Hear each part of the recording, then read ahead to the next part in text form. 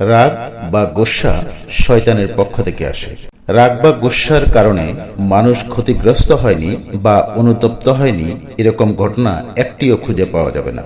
এ প্রসঙ্গে আল্লাহ রাসূল সাল্লাল্লাহু আলাইহি ওয়াসাল্লাম কি বলেছেন আসুন শোনা যাক। হযরত আবু যর রাদিয়াল্লাহু তাআলা আনহু হইতে বর্ণিত আছে যে রাসূল সাল্লাল্লাহু আলাইহি ওয়াসাল্লাম ইরশাদ করিয়াছেন, যখন তোমাদের মধ্য হইতে কাহারও গোস্বা আসে এবং সে যদি দাঁড়ানো অবস্থায় থাকে, তখন তাহার উচিত সে যেন বসিয়া পড়ে। বসিয়া পড়িলে যদি তাহার গোস্বা চলিয়া যায় তবে ভালো কথা, অন্যথায় তাহার উচিত সে যেন শুইয়া পড়ে। অর্থাৎ আল্লাহ রাসূল সাল্লাল্লাহু আলাইহি ওয়াসাল্লাম রাগকে নিবারণ করার জন্য বা গোস্বাকে নিবারণ করার জন্য কয়েকটি পন্থার কথা শিক্ষা দিয়েছেন। উম্মতের উচিত এই পন্থাগুলো অবলম্বন করা এবং রাগ বা গোস্বা থেকে নিজেকে বাঁচিয়ে রাখা বা বিরত রাখা। আল্লাহ তাআলা আমাদের প্রত্যেককেই তৌফিক দান করুন। আমিন সুম্মা আমিন।